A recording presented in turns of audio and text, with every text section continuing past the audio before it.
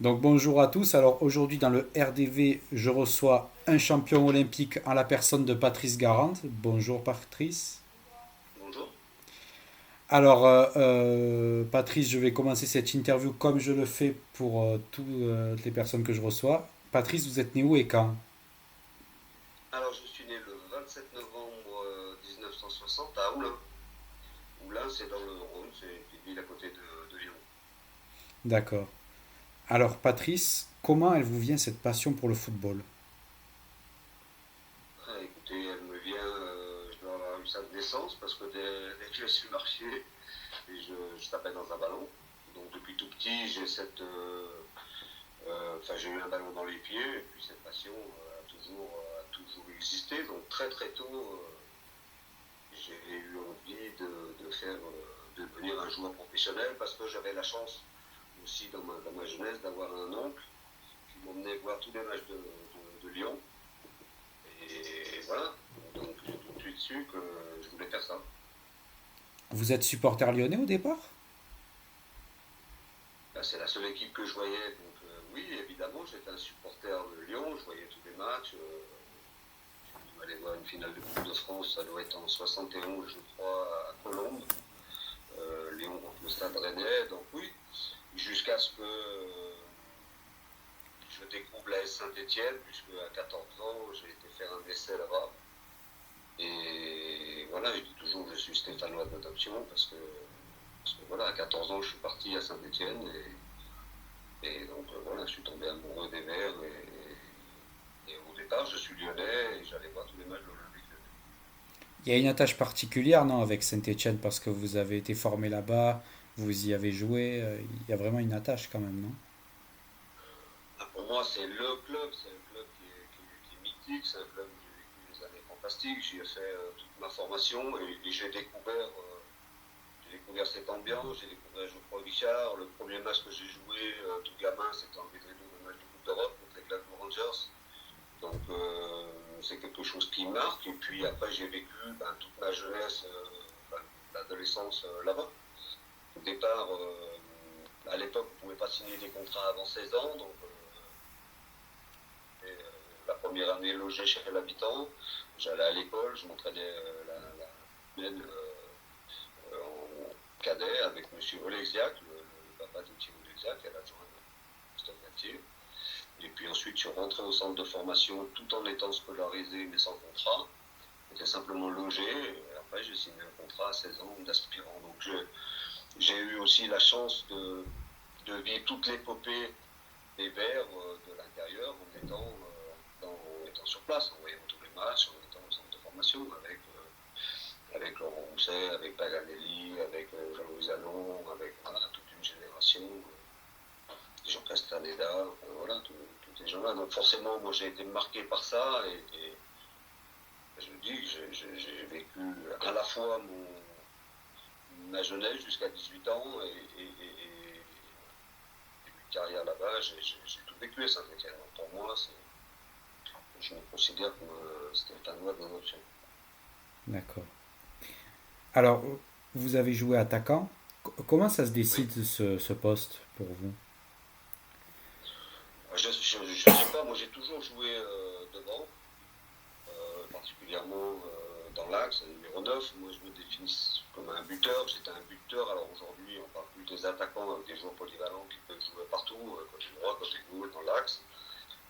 Mais voilà, moi j'étais plutôt un finisseur, mais j'ai toujours eu ça en moi, là, cette faculté de marquer des buts, cette volonté de marquer des buts. Donc j'ai toujours joué à ce poste-là. J'ai jamais été baladé d'un poste à l'autre, même dans les équipes quand j'ai commencé, quoi, dans les catégories de jeunes. J'ai tout le temps joué à ce poste-là. D'accord. Alors, moi, j'ai reçu un de vos anciens coéquipiers, Régis Brouard, Oui, entraîneur aujourd'hui de Bastia, qui m'a oui. raconté l'épopée en Coupe des Coupes 90-91 avec l'échec en quart face à Manchester United. Alors, est-ce que vous pouvez nous le conter et nous dire comment vous l'avez vécu de votre côté? Avec Montpellier. Montpellier. Montpellier, oui. Oui. je l'ai vécu comme forcément comme quelque chose d'assez grandiose. Pour Montpellier, c'était grandiose. Je me rappelle que quand notre entraîneur Henrik Kasperzak et les dirigeants et les Robert Nouzaret à l'époque, on est tombé contre Manchester, ils sont allés superviser Manchester. Et la première chose qu'ils se sont dit quand ils ont été à Old Trafford, ils se sont dit mais nos joueurs, dans cette ambiance-là, ils vont être perdus. Et ils ont enregistré l'ambiance d'Old Trafford, et on faisait des entraînements avec le son de l'ambiance d'Old Trafford. C'est Donc fou. voilà, ça c'est pour la petite anecdote, mais après je l'ai vécu, on avait déjà une très bonne équipe, et puis on a toujours cru qu'on pourrait passer contre cette équipe-là. Mais bon, c'était vraiment une grande équipe, moi j'étais impressionné par les joueurs, ces joueurs de Manchester, et surtout leur mentalité, leur état d'esprit. On sentait vraiment que c'était un gros club, ils avaient une espèce de, non pas de suffisance, mais de confiance en eux incroyable.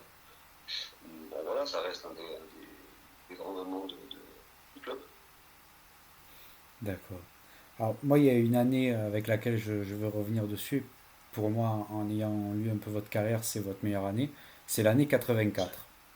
Donc, Oui. on va revenir 40 ans en arrière maintenant. Mhm. Alors, c'est votre meilleure année parce que vous êtes meilleur buteur avant ça s'appelait la D1, Oui, plus la victoire aux Jeux Olympiques. oui. Comment ça se fait que vous n'avez pas été sélectionné pour l'Euro 84?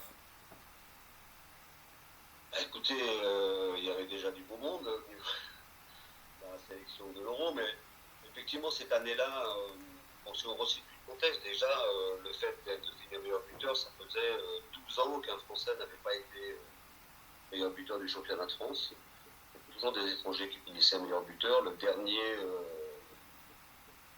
c'était Hervé Révelli. Donc là aussi, pour l'anecdote, c'était mon entraîneur quand j'étais à Saint-Etienne.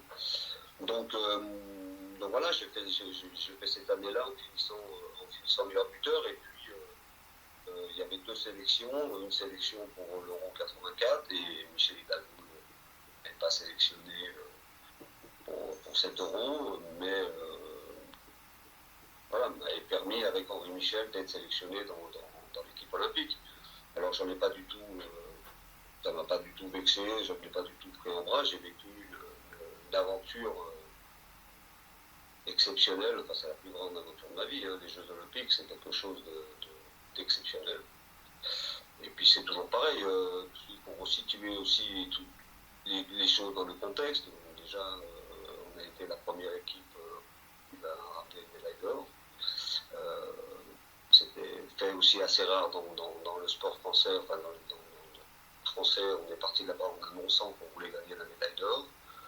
Et on avait un groupe fantastique. Moi, j'ai été, si vous voulez, rattaché à ce groupe parce que j'avais fait une super saison, j'avais fini meilleur buteur, mais j'avais pas participé au match de qualification, enfin toute la campagne de qualification olympique, pour cette qualification pour les Jeux de Los Angeles.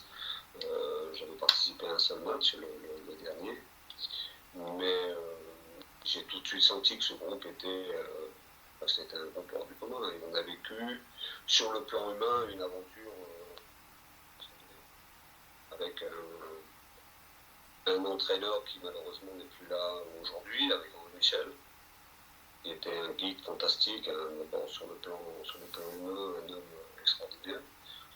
Et puis sur le plan footballistique, ce qui nous a permis, ce qu'il a fait au jeu avec nous, ce qui nous a permis de faire là-bas, c'était pour moi, ça reste la belle aventure de ma vie. Alors même si j'ai vécu d'autres choses dans les clubs, mais vivre une compétition comme ça et la gagner, c'était exceptionnel. Parce que vous les lancez, vous, ces Jeux Olympiques en 84. C'est vous le premier buteur avec ce but face au Qatar. Vous arrivez à vous en rappeler de ce but, justement?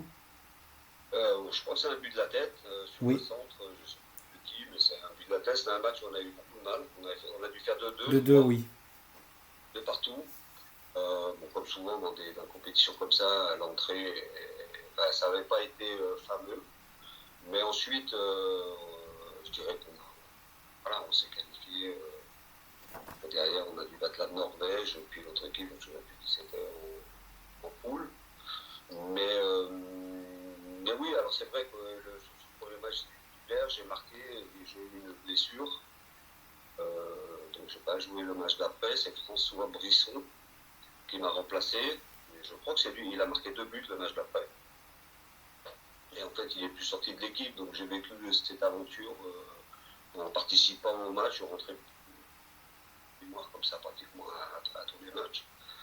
Mais encore une fois, j'ai parlé tout à l'heure de l'état d'esprit de cette équipe. Il n'y avait pas de titulaire, il n'y avait pas de remplaçant, on était vraiment un groupe. J'ai jamais retrouvé une unité, une solidarité, une cohésion comme ça dans le club. C'était vraiment quelque chose de génial, mais c'est vrai que la poule de qualification était.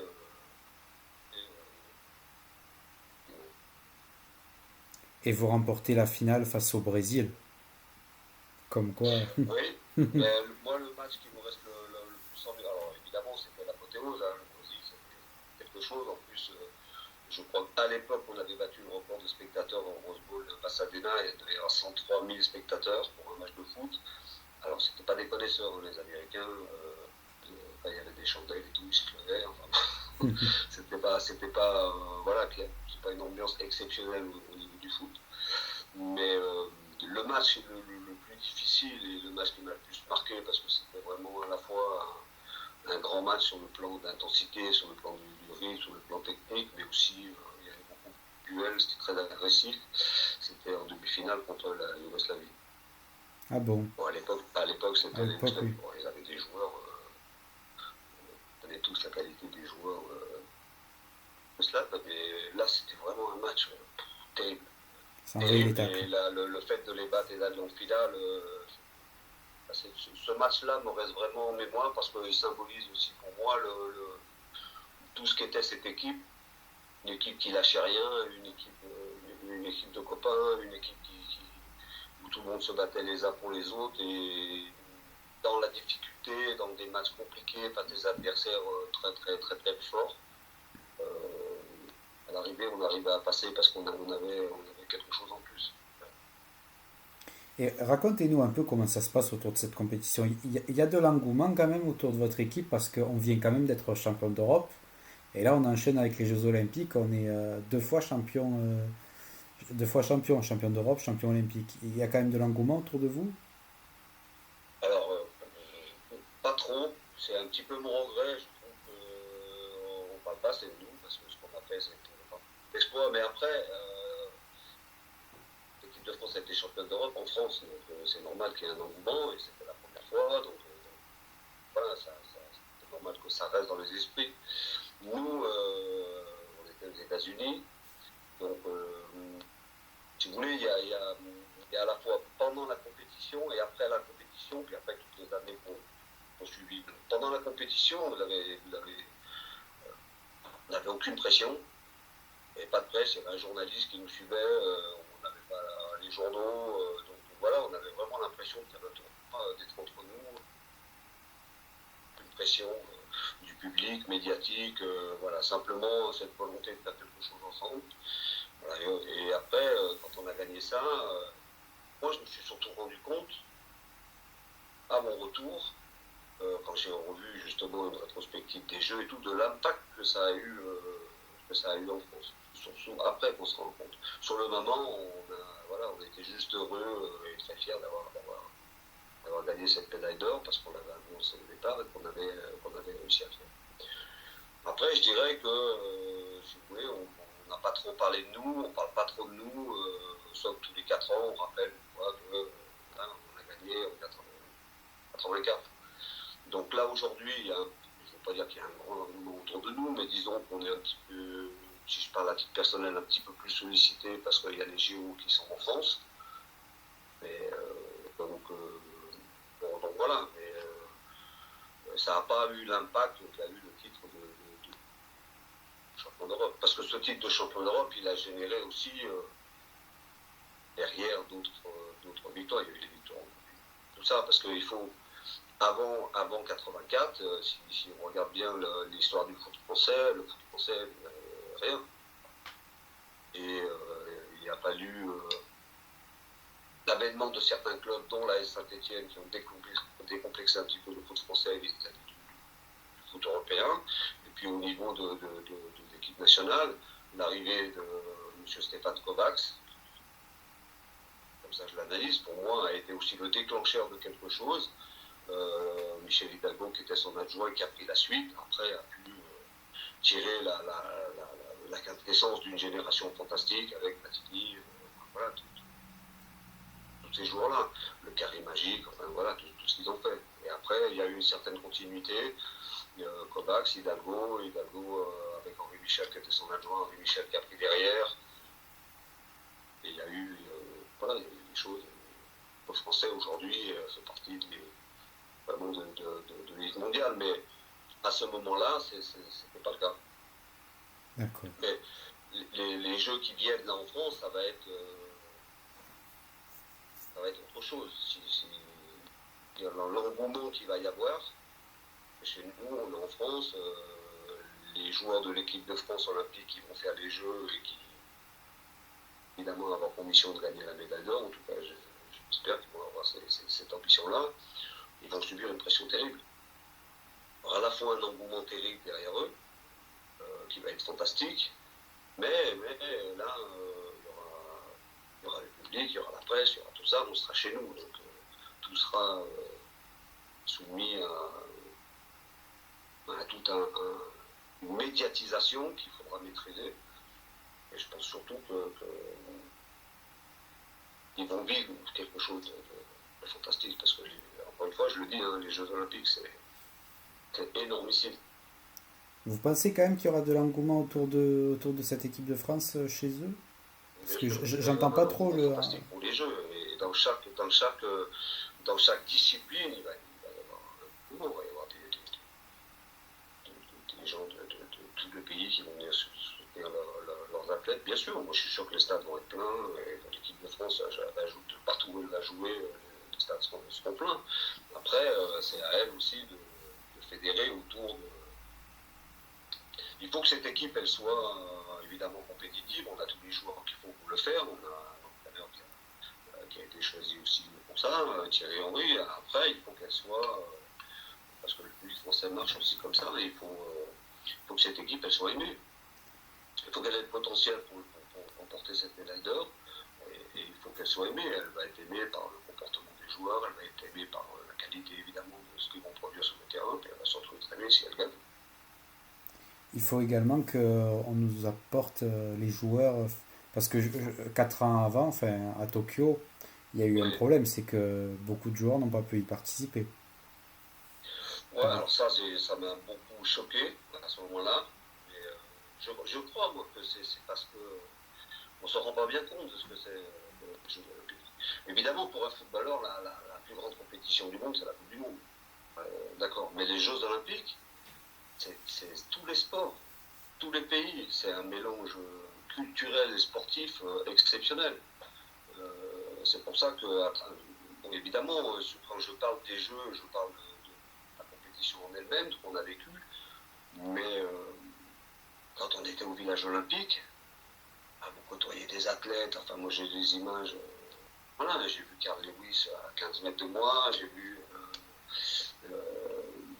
Marie Loreton, la petite gymnase à la cafette, j'ai vu, enfin, voilà, il y a tous les Edwin Moses, enfin, voilà, c'est des choses exceptionnelles, avec des contacts, des relations sur le plan humain, avec des athlètes français, donc les Jeux, voilà, ça représente ça. Mais c'est en France, donc j'espère que, d'après ce que j'ai lu, il y a quand même des négociations qui ont été faites avec les clubs, c'est les joueurs, mais ce que j'espère surtout, c'est que les joueurs vont, enfin, il ne faut pas qu'ils se rendent compte au moment où ils vont les jouer de ce que c'est que les Jeux Olympiques. C'est dès maintenant qu'il faut se mettre dans la tête qu'on va faire les Jeux Olympiques et on va bâtir une équipe pour la gagner et en gros pour les gagner. Mais ça se prépare. Ça se prépare, mais après vous avez aussi un signe, depuis pas mal d'années, les plus grands joueurs du monde ils veulent faire les Jeux. Neymar il voulait faire les Jeux, tout le monde Oui. fait les Jeux, et Mbappé il clame qu'il veut faire les Jeux. Voilà. Donc, mais ce qui concerne l'équipe de France, ça ne va pas suffire. C'est pas parce que Mbappé va être dans l'équipe de France qu'on va gagner les Jeux Olympiques. S'il y a Mbappé, s'il y a Griezmann, évidemment, ça va être un plus, mais pour moi, il faut qu'ils prennent conscience d'abord de ce qu'est les Jeux. Qu'est-ce que c'est les Jeux Olympiques? Qu'est-ce que ça représente? Et à partir du moment où on les joue, après, on arrive justement à fédérer autour de cet objectif, mais il faut toujours avoir conscience de la compétition qu'on joue. Alors, je sais qu'on est footballeur, et évidemment, c'est la Coupe du Monde. Mais les Jeux, pour moi, c'est la plus grande compétition du monde. D'accord. Et ça, c'est une réalité. Alors, moi, j'ai un ami, Amine, qui m'a demandé, est-ce que vous pensez qu'avec Thierry Henry, c'est la bonne personne pour ambitionner pour remporter cette médaille? C'est les joueurs qui vont la gagner les médailles, c'est pas Thierry Henry. C'est pas les entraîneurs qui gagnent les matchs, c'est les joueurs qui gagnent les matchs. Donc Thierry Henry, il arrive avec son expérience de joueur, avec aussi son expérience d'entraîneur dans différents domaines. Ce qu'il y a de sûr, c'est que depuis qu'il est arrivé, il semble avoir fédéré autour de lui. Mais je dirais que il y a une protection des joueurs parce que toute la lumière est sur lui et il le prend. Donc toutes les responsabilités, il les prend à la fois dans la façon dont il veut faire jouer l'équipe, ça se sent dans sa communication, tout ça. Mais c'est Thierry Henry avec les joueurs qui vont pouvoir gagner les jeux. C'est pas un entraîneur, un entraîneur tout seul. Donc quand je parle de prendre conscience de ce qu'est les jeux, lui aussi, il faut qu'il prenne conscience c'est pas une compétition. Lambda, mais ça, je pense qu'il le sait. Après, Thierry Henry, l'avantage qu'il a, c'est que par rapport aux différentes personnalités qu'il a dans son équipe, parce qu'il y en a, il y a des joueurs avec personnalité, beaucoup de qualité, parce que quand on regarde l'équipe potentielle qu'il peut y avoir pour les jeux, il y a une Il y a équipe de la qualité. fantastique, il y a des joueurs fantastiques. Après, il faut que ça passe une équipe et un collectif. Et avec un patron qui est Thierry Henry. Et Thierry, il est écouté, il est respecté. Voilà, Thierry Henry, il va parler, il parle à Mbappé, il parle. Bon, voilà, on va dire qu'ils sont sur un pied d'égalité. Il y a un respect mutuel qui est là et tout ça, mais à un moment donné, il faudra dépasser ça. C'est pas. Enfin, moi, c'est comme ça que je le conçois, hein, mais c'est pas Thierry Henry qui va gagner les jeux. C'est les joueurs, c'est le groupe, c'est lui, son staff, c'est les joueurs. Il faut dès maintenant préparer ça avec un groupe, parce que on le connaît, mais voilà, donc après, il y a tous les aléas, il peut y avoir des blessures, il peut y avoir effectivement quelques clubs qui ne jouent pas le jeu, voilà, mais je crois qu'il y a un gros travail en amont qui a été fait vis-à-vis des clubs français, en tout cas. Parce qu'il y en a qui jouent à l'étranger, Griezmann par exemple, il joue à l'étranger, donc voilà, mais je suppose que des contacts ont été pris, et c'est sûr que, voilà, déjà, potentiellement, on a de quoi avoir une équipe fantastique. Des joueurs, monstrueux, mais après, ça ne va pas suffire, ça. Mais c'est comme dans tout, hein, des équipes qui gagnent, quand on gagne la Coupe du Monde, évidemment qu'il y a des joueurs qui sont très très forts individuellement. Les équipes qui gagnent, on sent d'abord un collectif, on sent d'abord une équipe, on sent d'abord un état d'esprit. C'est ça qui fait que vous allez. D'accord. Tout à l'heure, vous me parliez de Henri Michel. Quel souvenir vous gardez de lui? Je garde un souvenir fantastique d'abord de l'homme. C'était un homme exceptionnel, avec un charisme incroyable. Voilà, c'était quelqu'un que j'adorais. En plus, une classe, un mec qui avait la classe et qui avait des relations avec ses joueurs, des relations de confiance incroyables. Nous, au jeu, par exemple, voilà, on faisait des entraînements de matchs et tout. Entre les matchs, on allait voir. On allait au Coliseum, voir les compétitions, ils n'étaient pas tout le temps derrière nous. Enfin voilà, ils considéraient toujours ces joueurs comme des adultes, ils leur faisaient confiance. Par contre, quand on était sur le terrain, voilà, ça bossait. Mais il était toujours optimiste dans le message qu'il me faisait passer. Et après, l'autre souvenir, c'est quand il était sur le terrain. Hein. C'était grand joueur. Vraiment un joueur exceptionnel. Il y avait aussi qui dégageait la même chose, la classe. Pour moi, c'est la classe à l'état pur. D'accord. Alors, comment elle vous vient cette envie de devenir entraîneur? Toujours la même passion du foot. Quand on arrête de jouer, la première question qu'on se pose, c'est qu'est-ce qu'on va faire qui va nous passionner autant de ce qu'on fait depuis qu'on vit. Donc voilà, donc j'ai commencé à entrevoir chez moi, enfin, ça a commencé à titiller plutôt vers la fin de ma carrière, euh, parce que j'avais signé un contrat au Havre et l'entraîneur c'était Pierre Mokoski.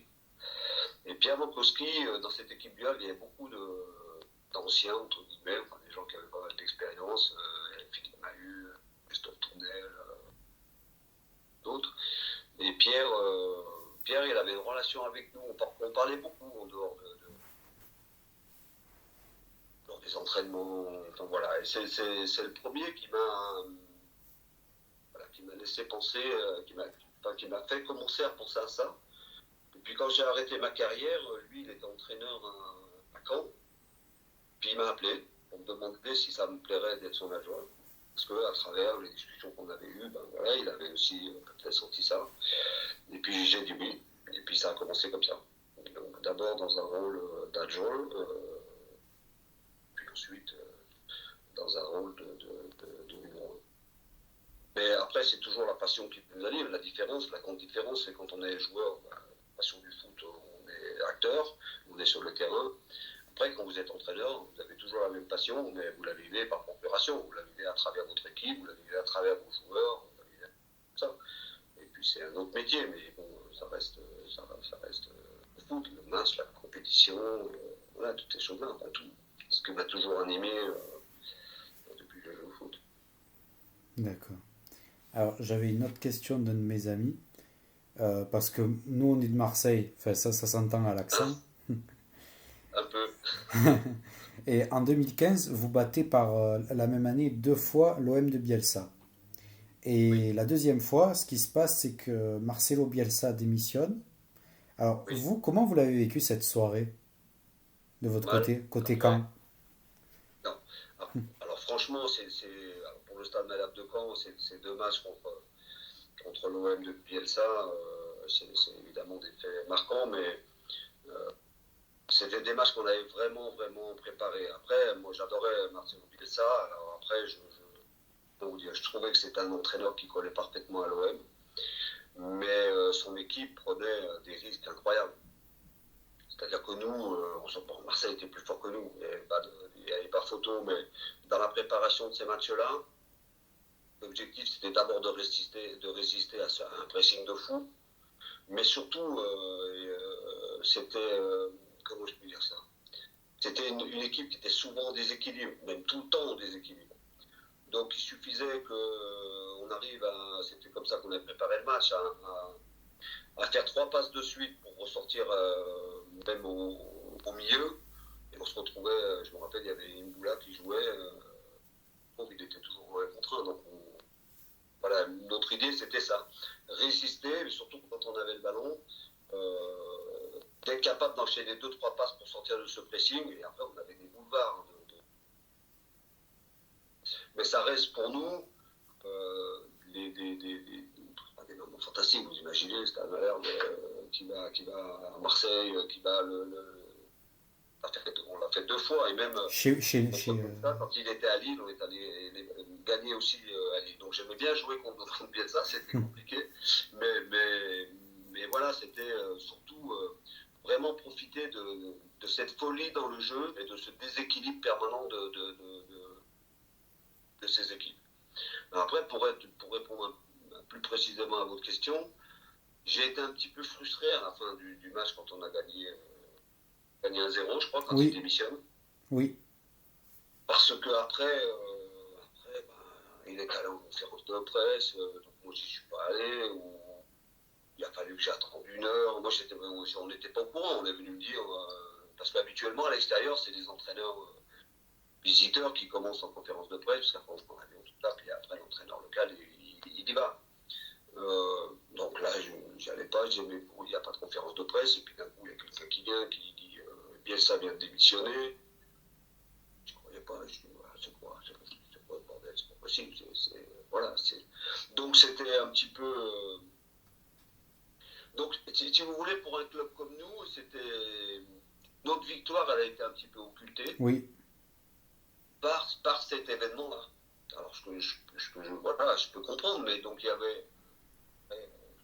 Voilà, ça ne nous a pas empêché de vivre, mais il y avait quelque part un petit peu pour les joueurs, pour moi, pour le président, voilà, c'est passé un tout petit peu sous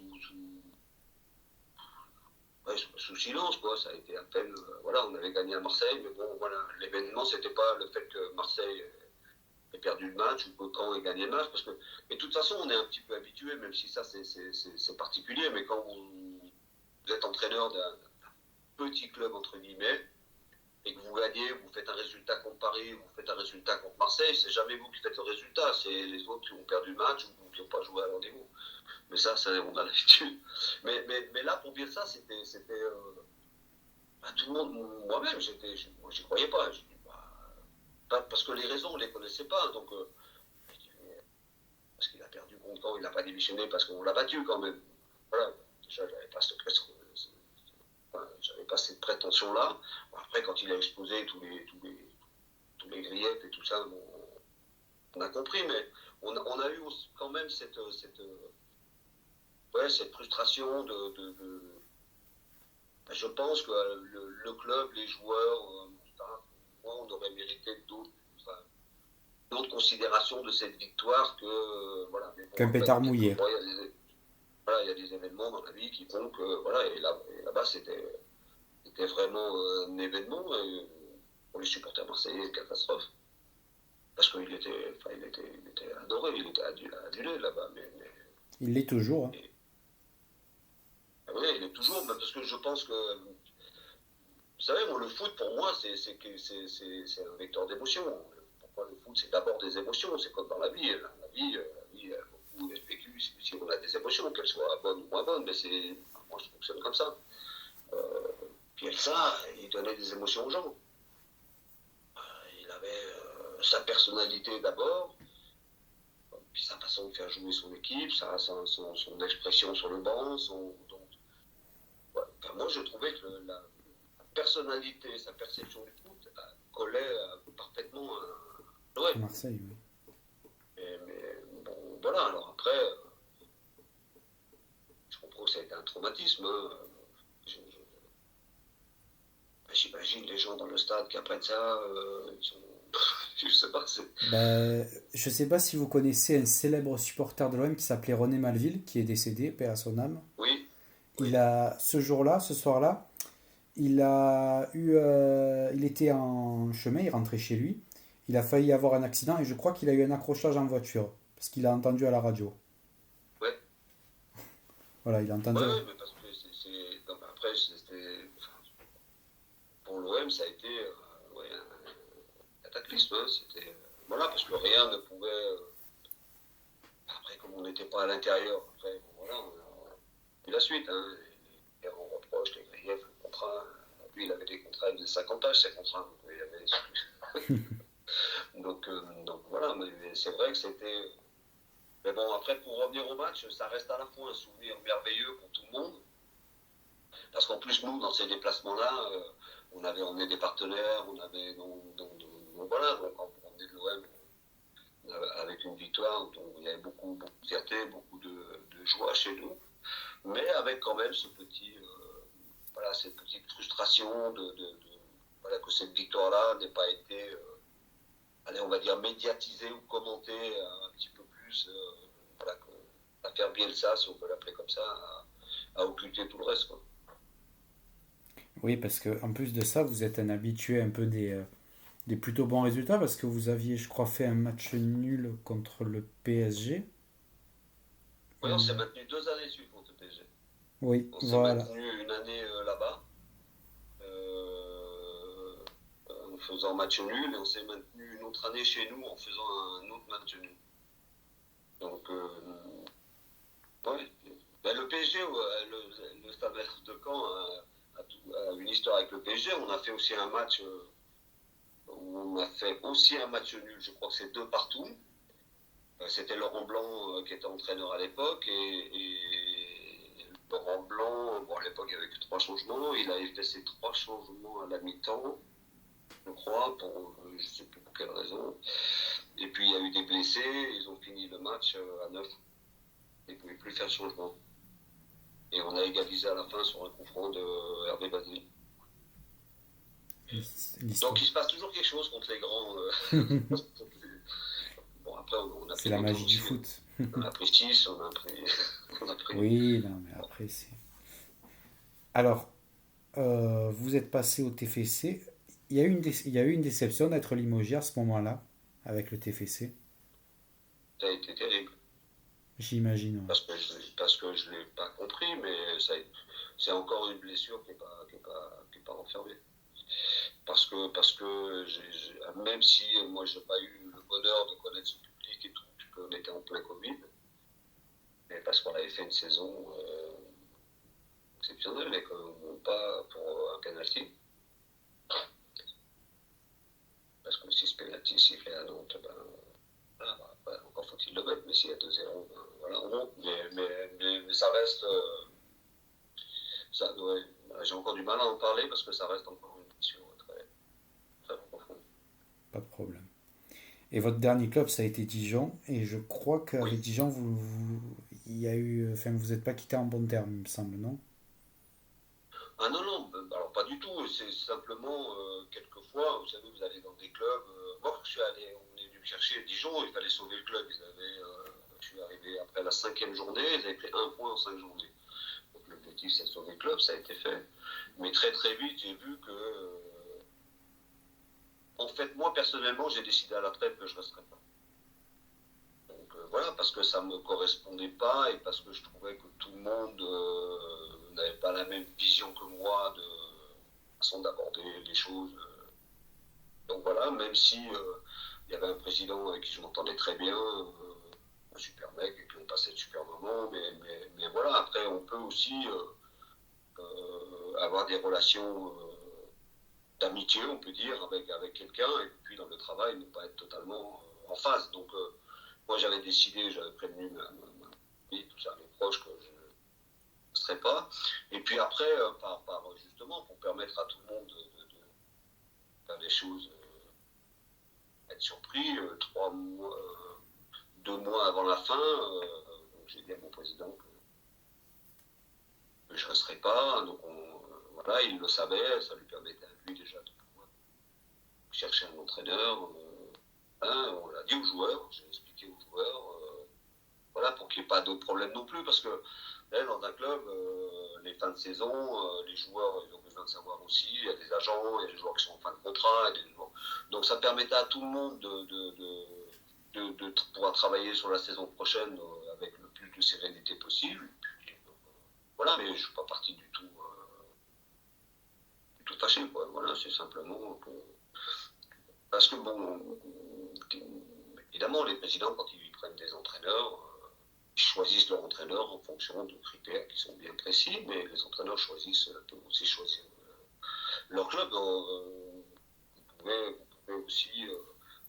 Enfin, je sais pas, vous pouvez, c'est que quand on est entraîneur et qu'on cherche un challenge dans un club, on a aussi des besoins pour pouvoir s'exprimer. Donc, quelquefois, vous les trouvez, quelquefois, pas. Et puis, quelquefois, vous pensez les trouver, et puis quand vous arrivez sur place, ça ne se passe pas tout à fait comme vous aviez prévu.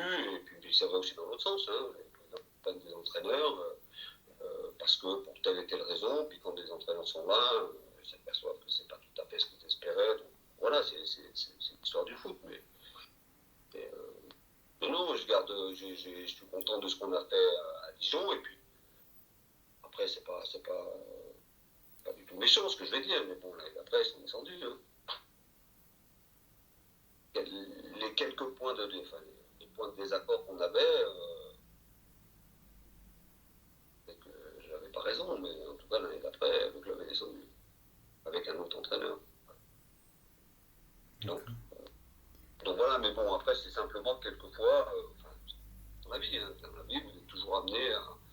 à prendre des décisions, vous les prenez entre voilà, sereinement possible par rapport à ce que vous ressentez. Là, j'avais pas ressenti cette envie de continuer. Et après, encore une fois, hein, par souci d'honnêteté vis-à-vis du président et pour que tout le monde puisse travailler dans la sérénité pour la saison qui suivait, on l'a annoncé très tôt. On a décidé tous les deux de l'annoncer publiquement. D'accord. Voilà. D'accord. Et depuis, vous n'avez pas eu d'autres touches avec d'autres clubs? Si, j'ai eu évidemment des contacts avec certains clubs, mais après, comment je vais vous dire ça aujourd'hui, il y a des clubs qui ça m'intéresse de les entraîner parce que j'ai un lien affectif avec eux. Donc voilà, mais j'ai pas envie d'aller n'importe où entraîner pour entraîner. Alors j'ai eu une période où j'avais ce besoin-là, ce besoin vital. Aujourd'hui, je suis un petit peu guéri de ça. Je, voilà, mais j'ai des clubs où il y a des bons entraîneurs, où ça se passe, des clubs où je joue, Auxerre, Saint-Etienne, le Stade de Caen, voilà, mais tous ces clubs-là des entraîneurs, hein, Caen, c'est Nico qui a repris, Nico Sub, je trouve ça, c'est une très très bonne chose. Donc voilà, si demain j'ai une possibilité d'aller à Bordeaux, ou voilà, des clubs qui vont jouer la montée, des choses comme ça, ou voilà, un club de Ligue 1, évidemment que je replongerai, mais autrement non. Saint-Étienne, ça vous intéresserait, votre ancien club? Très vite. Oui, mais bon, Saint-Etienne, j'ai eu des contacts avec Saint-Etienne. Bon, voilà, il y a d'autres choix qui ont été faits. Donc après, voilà, c'est comme ça. Mais bon, Olivier, je le connais bien. Saint-Etienne, donc à Auxerre, Christophe Pellissier aussi, que je connais bien, qui est un très bon entraîneur. Donc voilà, mais après, j'ai aussi besoin d'aller dans un endroit qui représente quelque chose pour moi, qui représente quelque chose, soit parce que j'y ai vécu des choses très fortes émotionnellement, soit parce que voilà, j'ai jamais joué à Bordeaux, mais bon, c'est quand même le monde du foot. Donc s'il y avait une possibilité, mais il y a un entraîneur en place. Donc voilà, donc je ne me pose pas la question. Et donc j'ai vu ça très, très sereinement, ou en tout cas plus sereinement que j'ai pu le vivre à un certain moment. J'étais en recherche de club. Donc voilà, donc je suis consultant pour la radio, je fais aussi des conférences sur le management avec les entreprises, voilà. Donc, je m'occupe, je m'ennuie pas, et donc je vis ça assez bien. Patrice Garand, Et je suis le foot évidemment partout. Là, je regarde les matchs. D'accord. Alors, Patrice Garand, dernière question.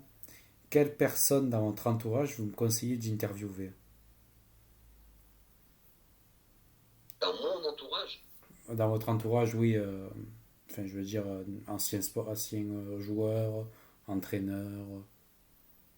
écoutez, comme je vous ai beaucoup parlé des Jeux Olympiques, et comme j'aimerais que la lumière soit faite un peu plus sur cette équipe, pour n'importe lequel, mais interviewer un champion olympique de 84. Alors après, si vous avez des préférences, je sais J'en ai pas, pas. mais J'en ai il y pas. a, il y a- il y a- J'aimerais, en fait, ouais. Le fil rouge de ma chaîne, c'est justement ça, de promouvoir ben, un peu les Jeux Olympiques en 2024, parce que c'est chez nous que ça va se passer. D'ailleurs, ben, je l'annonce sur ma chaîne, je serai présent au Stade Vélodrome pour le troisième match. Et justement, ouais, ouais. si vous connaissez l'un des joueurs enfin, qui serait... La Dany, il est de chez vous. Qui ça? La Diab Jereb, Monsieur Glu. Ah, j'aimerais bien. Lui, j'aimerais bien. Il a- Il est à Marseille. Ah oui, mais il se trouve pas comme ça, on est bien d'accord. Après, vous pouvez le trouver facilement. Il fait partie des anciens de l'OM et tout ça. Après, vous avez des contacts avec des joueurs de l'OM et ils vont vous donner son numéro. Hein. Moi, je ne sais même plus qui c'est qui peut avoir son numéro. Vas-y, il a son numéro. Jean-Philippe Buron, il doit avoir son numéro. Oui, mais ils ont tous le numéro Je, de Monsieur Bu, c'est sûr. je les connais pas, donc après, mais si vous, comme vous me dites, on peut se débrouiller pour l'avoir, bon, ben, je ferai les démarches. C'est- Non, ben, moi, je suis sûr qu'à la web, vous allez pouvoir le trouver. Après, moi, je peux. Si vous n'y arrivez pas, là, vous passez Poutine et puis j'essaierai de vous trouver. Allez, ben, écoutez, Bon, voilà, il a le même accent que vous, il est de chez vous. Et lui, il a fait des jeux, des matchs, il était exceptionnel c'était un aussi. grand buteur, ouais. C'est un mec adorable. Enfin, ils sont tous adorables dans cette équipe, mais lui j'ai joué, j'étais son remplaçant à Montpellier.